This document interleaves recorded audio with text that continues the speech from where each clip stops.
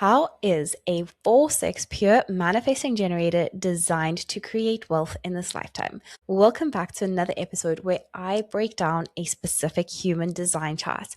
Today, we are talking about Mike's human design chart and specifically how Mike is here to create wealth in this lifetime. So, without further ado, let's pull up Mike's chart and begin. As always, I start with your human design strategy and authority because without those two things in place, nothing else will really start to land because your strategy and your authority are the foundations upon which you build the trust that you have within yourself. Now, I'm a firm believer that regardless of whether you're following a strategic approach to wealth or you're following a more spiritual manifestation approach to wealth, I do believe that the two blend hand in hand. And the first is to take radical responsibility for your finances. And that's very much the strategic part.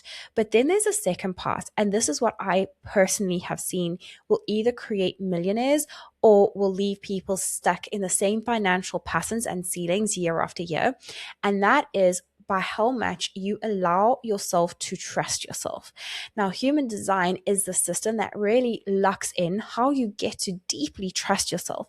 And the reason I'm starting with this is because this chart is deeply designed to learn how to trust themselves. You are somebody that has an incredible sense of intuition.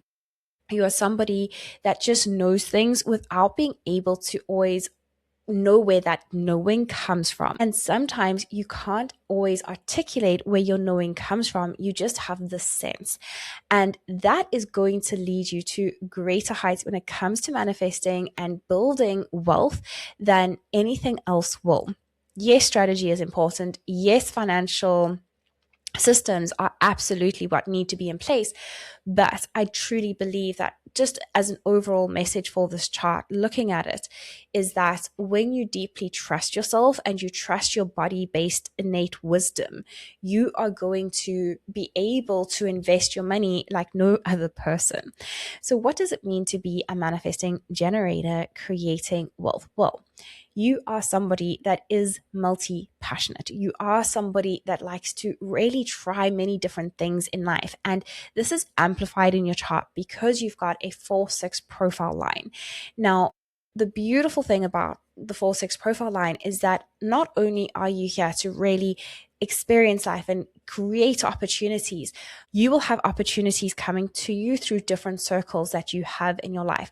Your network is your net worth, and that is something that you should write on a piece of paper and never forget, because the opportunities that will come to you are all about the relationships that you can cultivate. And again, when you're cultivating and really are building a relationship with yourself, that is how we attract other people into our life, is through that zest for life. Now, just on the topic of relationships, what's really interesting is that you have something called single definition. And so you have a circuit that talks to itself. You don't need other people to kind of plug in. You're a very solid and confident person. It's not that you have this feeling of, oh, I need somebody to complete me. And so that's just something to be aware of, because when it does come to that 4-6 profile line, it could feel like this contradictory energy of, I don't need anybody, but it's amazing how all of my networking and connections give me all of my opportunities. So it's a very slight nuance in your chart, but something that I thought I would mention because it does give a little bit of a contradictory energy. But back to being that manifesting generator, and I know I'm jumping around here a bit, but I feel like manifesting generators also really appreciate the jumping around energy, because that's kind of what you're here to do. You're here to find the shortcuts to things, and how you find the shortcuts to things is by trying out all the opportunities that you get from the network that you have, and then you figure out what steps you cannot miss out on. You would like to follow a process, but very often you jump around on things, and in jumping around on things, you're actually allowing yourself to figure out what systems work and where you can shortcut them. And with wealth as well, you're going to figure out what systems work for you financially and what systems actually have too many steps involved in them. And you take that back, but you will have also trialed and failed at a few different things in your lifetime. Now, you have to cultivate a really good relationship with failure, because failure just means that you're getting feedback, and everything that you've ever failed at. And a good exercise for you to even do is to sit down and list out all of the things that you failed at. This can also be a list specifically just in finances. Maybe you feel that you've made bad investments before, or you've made bad savings choices, or perhaps even gone after jobs that weren't the correct fit for you. But what is it that you learn from every single one of those failures? Because there's always feedback. And when you can really cultivate that beautiful relationship with failure, not only are you then again going to be building that trust muscle that you have the need to build within your chart, but you're also then going to be calling in greater opportunities, because you're signaling from your aura as a manifesting generator that I'm not afraid to take on any challenge. I'm really not afraid to really experience all of life. And that's very much the energy that is amplified in your chart with all the different dynamics at play here. Now, when it comes to manifesting generators, your strategy is to respond. And I'm going to be bringing up the relationship that you have with your body often, because you've got a pure authority, which is that sacral response. You've also got the channel of discovery, which is all about the connection that you have with your body. You've got splenic intuition. And so for you, your body is the greatest asset that you have in this lifetime. And I know that we don't always have a like, and that doesn't mean that you have to look a certain way. By having a relationship with your body, it means how are you nourishing yourself? And so a way that you can start to also just move more into trust with yourself is really by honoring your hungry and your full signals. As a manifesting generator, you actually have a natural inbuilt mechanism to be able to know when you are hungry and when you are full. And if growing up, for example, you were somebody that was told that you have to finish all of your food even when you were full, every time you overate or even underate, overexercised or underexercised, what happens is that you chip away at that trust within yourself. And the more you chip away by doing little things like that, the greater the void within you becomes. Now, as a sacral manifesting generator, what's going to happen is that you're going to have things that come up in your environment that you then get to respond to. And I know that we've had some dialogue in email where you feel that you have this gut instinct that pulls up and out through you. And that's exactly what's happening. So you've got your gut instinct, which is that pure and when you're eating, when you're doing things, you could be going It's all those weird sounds. That's actually your gut instinct. And this goes really deep, because if you think about it, we often speak about the mind-body connection, the mind-gut connection. And if you ever do go through cycles where you're just feeling meh, you're not feeling enchanted by life, it's feeling a bit flat, I would go and look into, well, what is your nutrition like right now? What is your relationship with your body? Because the moment you can start to digest food is when you can then start to also digest your environment around you, digest information around you. And so again, that connection with your gut is of paramount importance. And when you have that gut connection really fired up and working really well, you're going to then be able to respond in a cleaner fashion. And that is your strategy with everything in life. This is not just about how you respond to finances. This is everything. This is any decision that you have. It's even with the little things, like maybe you want to book a trip, but you just don't know where. Maybe it's between place A and place B. You can literally start to use your sacral response to make those decisions. And that would look like, is it place A or place B? So you would have this rocking in your body and that And what I always say is that when it's a hell yes, your entire body will feel that and it will almost move toward that, and you'll have this visceral reaction. When it's a no, it will feel like your body's contracting, that you're going within yourself and you're pulling away from a situation. Now, that is that responding mechanism. If, however, you have a moment where you're like, I just don't know, it simply means that you do not have all of the information yet.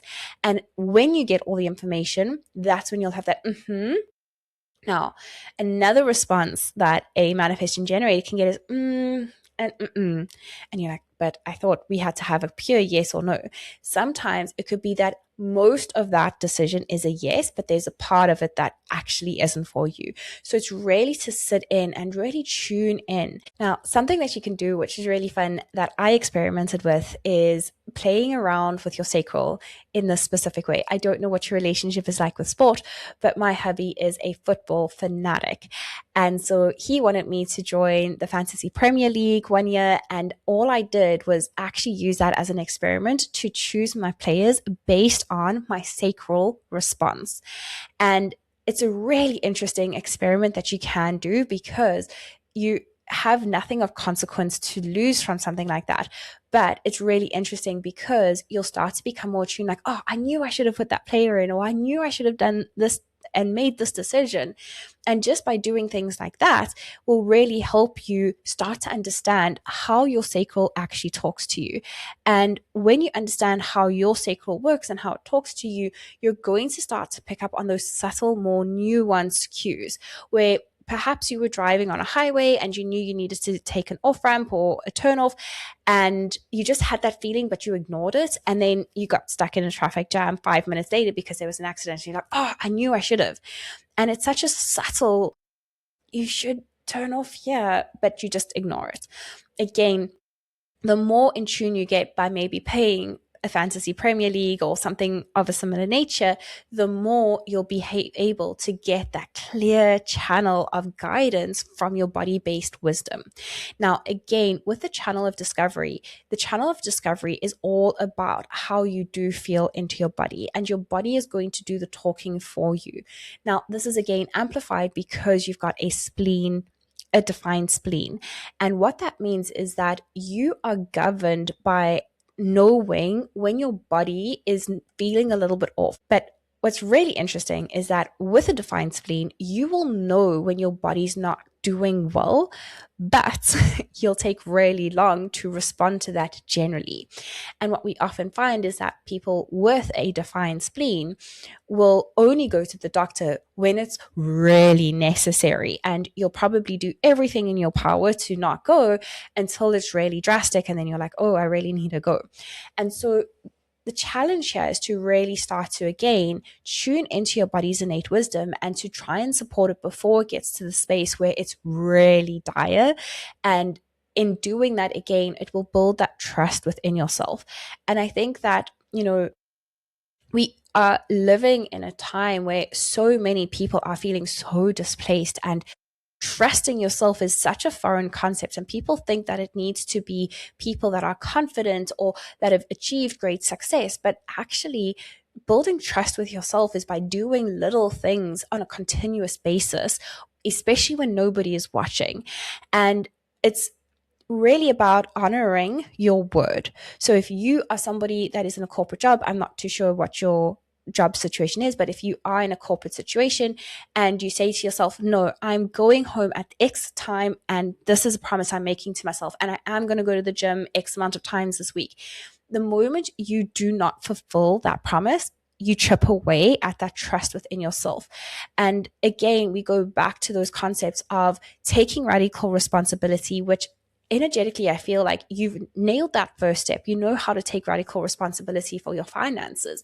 It's now moving into the next phase, which is to have that deep trust within yourself that no matter what happens, you wouldn't be afraid if something happened in the stock market, because you would trust yourself to navigate whatever were to happen, because you're cultivating this deeper trust within yourself by not doing anything major every day, but these little tiny steps of action that are going to add up incrementally. Now, to go further into that trust with yourself, you are somebody that has gate 57 in your conscious sun, and your conscious sun is your main character energy in this lifetime. And that means that you are somebody that is deeply intuitive naturally. Now, you are going to be the person that just knows things, but you might not always be able to articulate where this knowing comes from. And so when it comes to making financial decisions, if you just know in the core of your being that you need to invest in a certain stock, for example, or you need to transfer money into a different fund or something like that, and you've got this deep intuitive knowing. You need to trust that. But again, ego sometimes comes into the play here. So again, this is why I'd really challenge you to do something where you're building up that trust and you know what is a pure trust versus an egoic trust. Now, what do I mean about egoic trust? Very often, especially when it comes to money, we can get excited or we can feel really disenchanted depending on what the stock market is doing.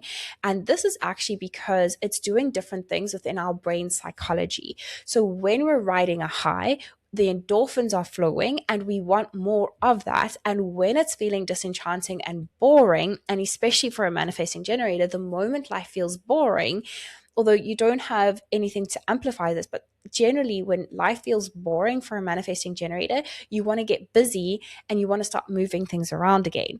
And so it's really important that you're tuning in.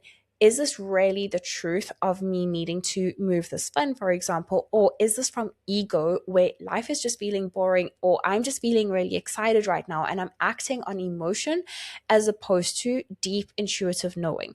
That deep intuitive knowing is going to come up as a very silent whisper. It's going to feel very grounded. It's going to feel very neutral, but it's going to come up once. It's going to be an intense feeling and then it's going to disappear. And those are things that you really need to trust. Again, not just with finances, but with anything in life. It's that deep whisper going, perhaps you should become vegetarian tomorrow. That's that kind of intuitive whisper.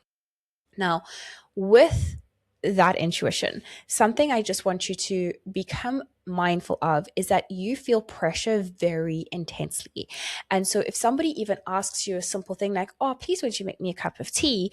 You might feel that panic of, oh my gosh, I need to make tea now. And I've got like 15 other things that I'm trying to do. And they may not have said, could you make me tea within the next hour? And that pressure will build up.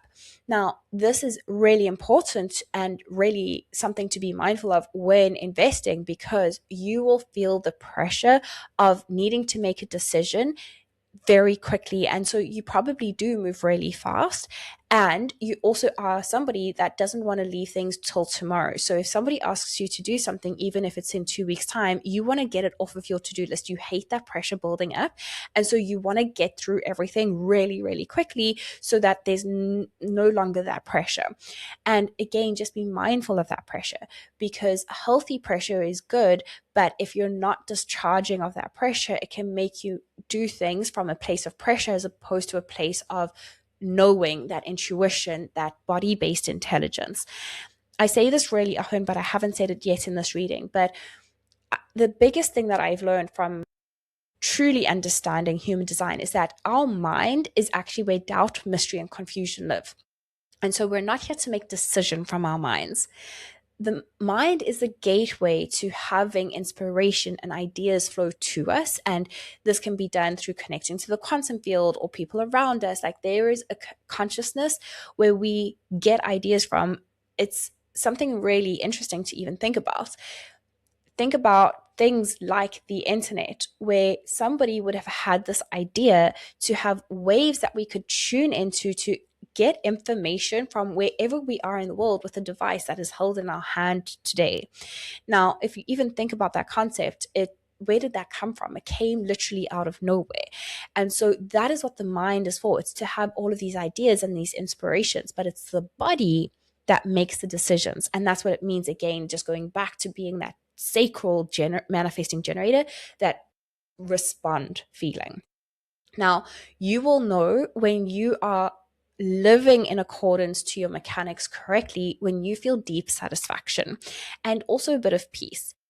For you, you're more a manifesting generator as opposed to a manifesting generator.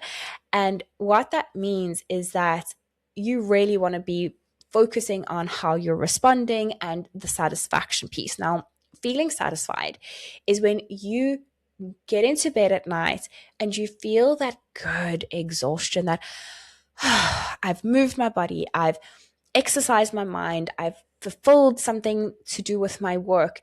You need to love what you're doing. You need to also love the financial systems that you're putting into place, because if they're boring or they feel unsexy to you, that's going to feel really disenchanting. And for you, your whole purpose and reason for wanting money in the first place is for celebration.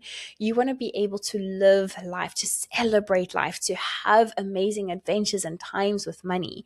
And so when the whole system feels really boring to you, either find a way to make it feel exciting. Like, for example, I hate folding laundry, but I've now paired that with listening to an audiobook that I really, really love, or getting different audiobooks, of course.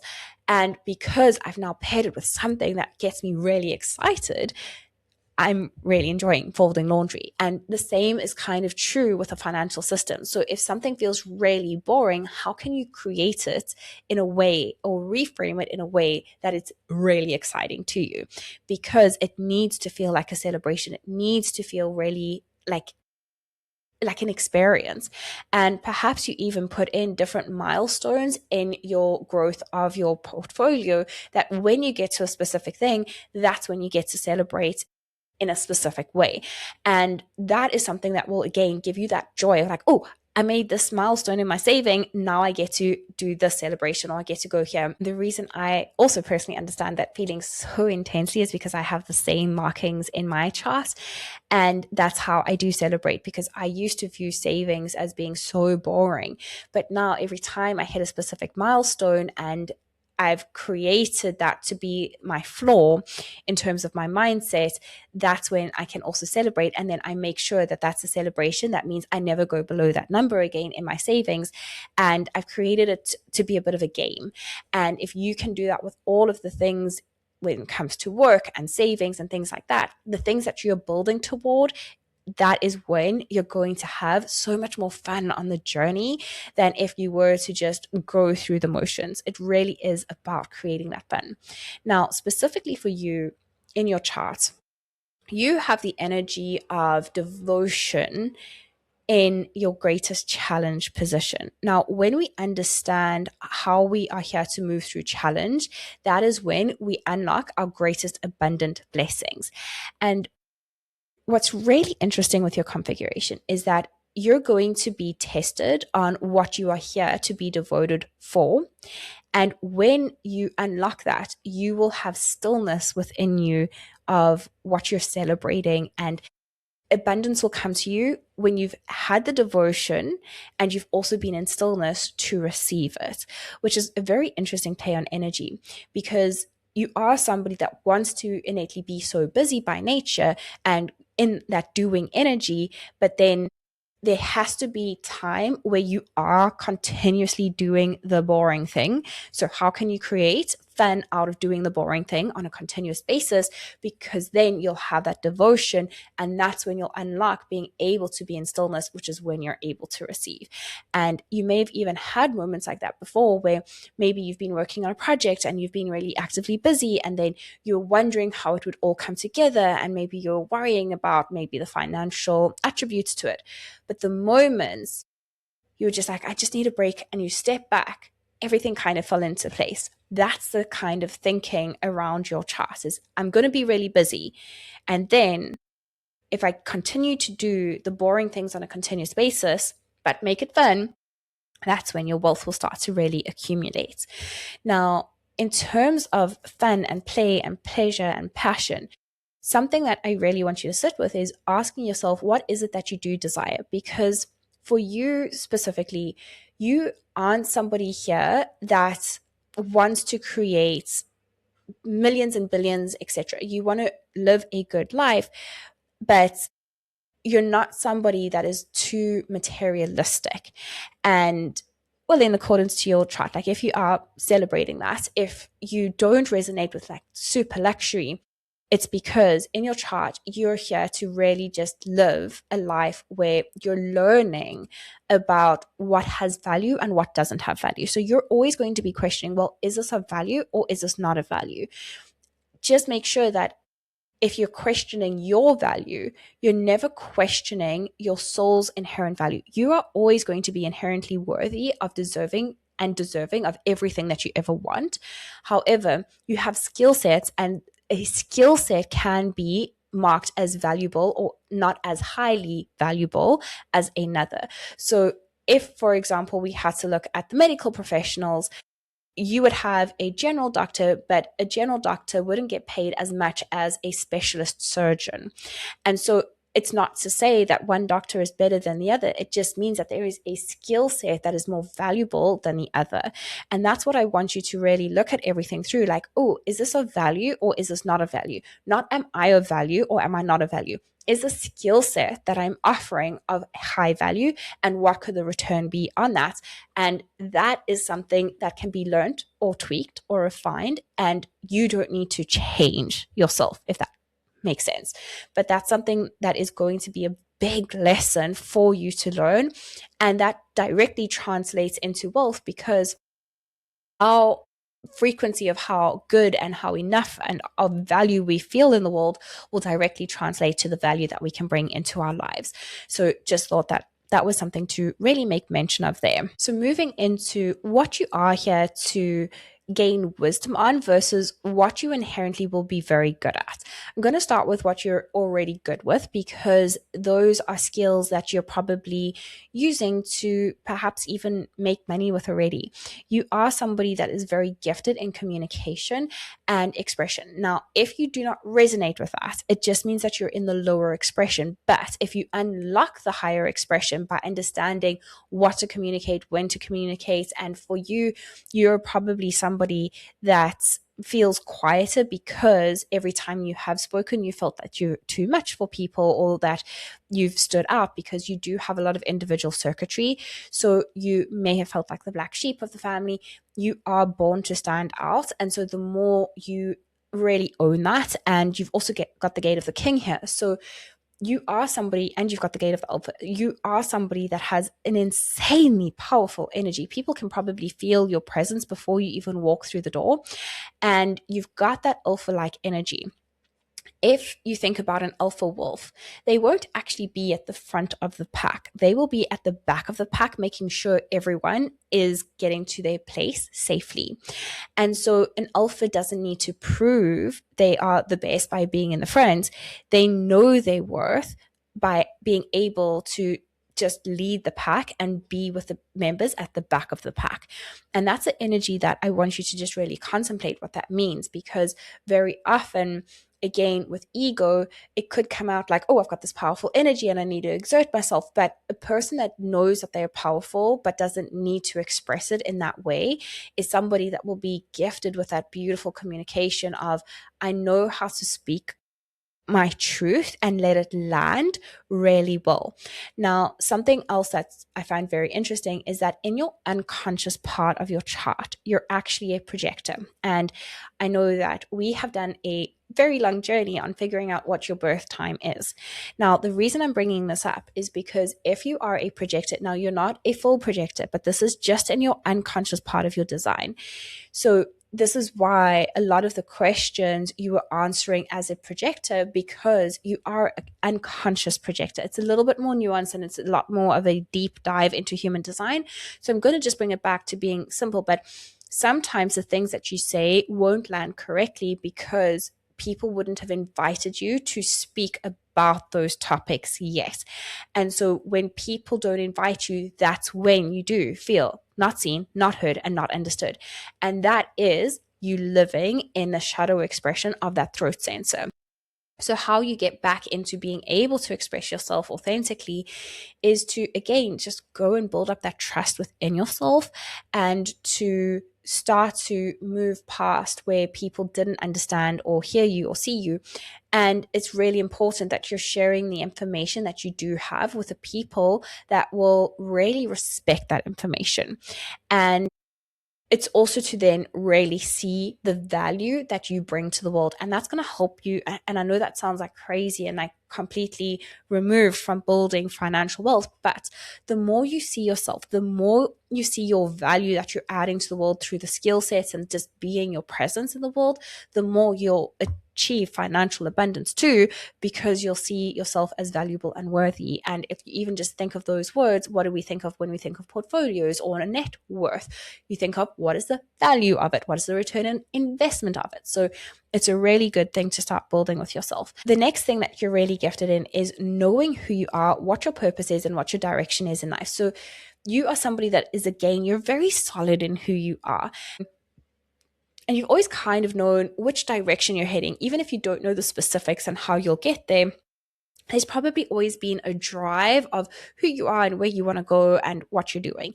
And that is something that, again, you are very, like, it's a gift that you have consistent access to. And that's the identity piece. So for you, when it comes to changing identity, it's not that you ever need to change who you are. It means that you just need to go back to who you've always been. And so where have you been shoulding and have toing? That's a really good place to start for manifesting generator, because manifesting generators often fall into the trap of, oh, I should be doing this, or I have to be doing this. And that's when you feel really disenchanted in life, because it will go against, well, who am I actually? So you are somebody that has a consistent access to who they are and really trust that. The next gift that you have is energy. And so you are somebody that naturally has, manifesting generators have naturally bigger engines than any of the other energy types. So you are probably somebody that could probably eat more than other people around you, because you've got a bigger engine to fuel.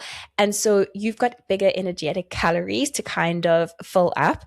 And that's what also counts towards you moving energy, for example. So you are somebody that has a lot of energy. You have consistent access to that energy. And with that, you have to understand what are your desires, the things that light you up, the pleasures in life, to really feel that feeling of satisfaction. And so if you ever are in a state of life where you're feeling really disenchanted by the work that you're doing, you really need to check in on a couple of different things. And I haven't actually spoken about where you would be living in your not self theme, or where you'd be living in or out of alignment. So we spoke about the satisfaction, which is I'm living in alignment. That's when things are flowing. You will know that you're not in alignment when you're feeling frustration or even anger. So you'll feel slight anger if people are interrupting your flow. It's not going to be that intense, because frustration is more for you, the theme that's going to happen. So frustration for you is when you feel like nothing is working out. And manifesting generators will often start to feel like this, like I'm trying to do all the right things, but like it's almost like the universe or everyone around me just thinks I'm doing a shit job. And that can feel really disenchanting. So the question is asking yourself, are you in the right kind of work, or are you feeling this disenchantment because you've run your course with the work that you're doing and it's time to pivot? Another form of frustration could be at the beginning of anything that you ever do. You might feel frustrated because you don't know how to do it yet. That's temporary resistance. So how would you feel at the end of doing something? And this is where manifesting generators can get really confused, because manifesting generators are told that the moment something feels disenchanting, it's time to pivot. But actually, it's to really start discerning, is this temporary resistance or is this long-term resistance? Because if it's temporary, then sometimes you actually have to push through that resistance, and that's when resilience gets built and more self-trust.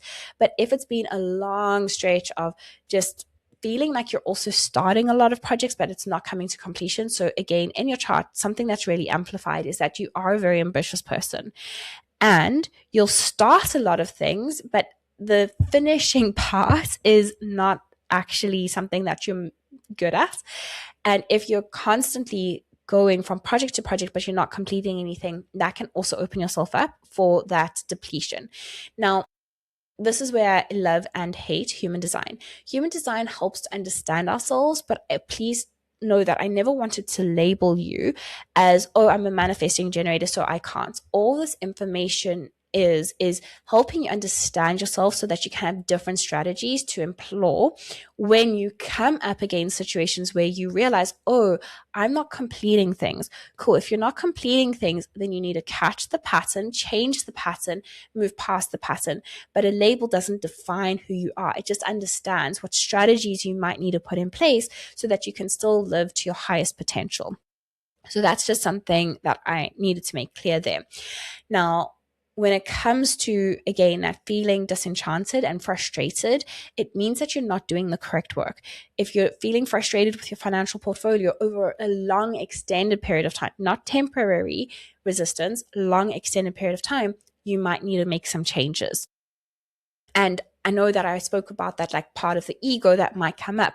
Again, how will I feel at the end of doing this versus if I feel really disenchanted, even if I visualize me getting to the end, then it's not the correct thing for you. So an exercise I give to every single manifesting generator is to, before you say yes to anything, is to stop, visualize what you're taking on from start to finish. And if halfway through the visualization you get bored or you lose interest or you don't even get to the end of the visualization, it is not the right time for that project right now. But if you do get to the end and you still feel excited and exhilarated and all of those things, it is a project for you. Go for it. So that will help you, again, build up that desire, that pleasure, that fire, that play, that passion, which is something that you will need in this lifetime to really fuel the different archetypes in your profile. The last gift that I'm going to talk about is that connection to your intuition, to that survival mechanism. Now, if we think about survival mechanism, when we think of like ancient times, you would think of a bear chasing after you, and that's your instincts getting your blood to flow to different parts of your body, signaling to from your brain to your legs, run. That is also your fear. So as intuitive as you are, you also have consistent access to your fears, which is, I fear that I might be inadequate. I fear the past repeating itself. And the fear of the future can also play out because, again, intuition is about knowing what's coming in the future. And so you may also find that you could become quite anxious about the future. Just an interesting thing to play around. I always say that anxiety is just a message from us on a future timeline saying that if we don't change our strategy right now, then we could end up needing to learn a lesson. And learning a lesson is not always a bad thing, but when we can go, oh, what am I not seeing here? You can often overcome those blind spots and change the course of your timeline just from a decision that you make in this moment. And something that I often think about is how quickly time can change. I met my husband on Tinder, but when I actually swiped right on him, I was just going left, right, left, right. But in that moment that I went, my entire trajectory of my life completely was altered from me swiping right on the correct person that was meant for me. Now, that is something that you get to just play with in your mind when it comes to time. It could just be one decision that you're making right now that could change the course of your life by making a simple decision, and you don't know what that decision is. But when you feel anxious, go back to what am I not seeing here and what decisions could I make differently today that would help me create a different future outcome. That's what you get to play around with your chart mechanics, which is really cool. So those are the things that you have consistent access to. Where you're here to gain wisdom, and this can often be your money-making centers, is ideas, your beliefs, your connection to what you find valuable and worthy, emotions, and time pressure. So for you, you do not have consistent access to any of those things, which means that you are here to help ideas bounce around, bounce ideas off of people, and really let those ideas flow. You are really easily able to change your beliefs. And sometimes that feels like that contradictory energy because you are somebody that is solid within yourself, but you don't always have the same beliefs. So one day you might believe that blue is the best color, but then the next day you actually believe that green is the best color. And sometimes people will see you as being a little bit flaky because yesterday you believed in something so solidly, but then today you've changed course of direction. It's not that you're flaky, it's that you aren't designed to hold on to beliefs. The superpower in that is that if you've been conditioned by parents or growing up, you are able to easily reframe and change your belief systems quite quickly. So if you have any beliefs around money, like money doesn't grow on trees and money is the root of all evil, you have the ability to change those beliefs very quickly. Oh, money is actually the root of all happiness and joy. So that is something really powerful. When it comes to your willpower, you don't have consistent access to willpower. So if you did want to become known as a person that saves or invests, etc., you have to change your identity around that as opposed to using willpower, because you have willpower that runs up very quickly. And when you are around Kat, you will feel more willpower, and that is the superpower that you'll have together. Really trust what like comes through from her, you're going to amplify that. So even though she will appear to be stubborn, you can amplify that and sometimes become the more stubborn person because you're amplifying that energy, which is really special to see. But you are here to really gain wisdom around what is valuable, what is my worth, what is of value in this world. And that actually helps you to be a really great financial coach and to see things quite differently to how people with a defined ego would see it. You're also here to really understand emotions. So what's really important for you to understand is that you are you are designed to be an empath. And so not every emotion is yours. And this is why spending time alone every single day is really important, because it allows you that chance to discharge of emotions that might not be yours. And it's a really good practice to just spend time and go, oh, I'm feeling really upset. Is this my emotion or is this somebody else's emotion? Actually, no, it's not really mine. I'm not really resonating with it. Great. But because you're an empath, you might feel like, oh, but I hold a lot of emotions. They might not just be yours. And the last one is that pressure center, which we've spoken about. You will feel a lot of pressure. And Kat, again, has a defined root center. So every time she asks you to do something, you're going to feel this insane amount of pressure because you're amplifying that energy.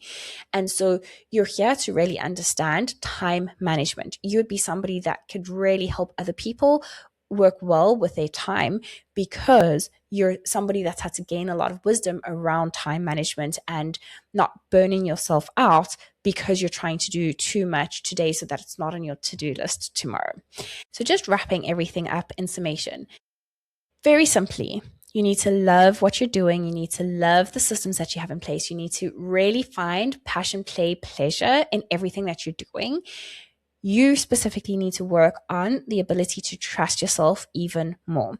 And one of my favorite exercises that I give to all of my clients is to ask, well, what is the worst that could happen? And I know that that seems like the most counterintuitive advice to give, but the moment you say, well, what is the worst that could happen? You will go and see all of the worst inevitable situations. And then you ask yourself, but can I trust myself to navigate that? And the answer is most likely yes, because you've probably been in a similar situation to that already. And you've been able to get to the other side. And if you can do that, build that trust, have that good relationship with your body in terms of what am I doing to nourish it? And it's not big drastic things. It's how much water are you consuming? How well are you sleeping? How much movement are you doing? You are designed to move your body like everybody is, but specifically you. So make sure you're just doing good practices, making sure you're not eating too much processed foods. You are somebody that has more of an ancient digestive system, so processed foods don't work well with you, although you are a manifesting generator. So yeah, it's a weird conundrum, but just making sure you're doing good things, simply having that devoted practice, it's going to stand you in such good stead along the way.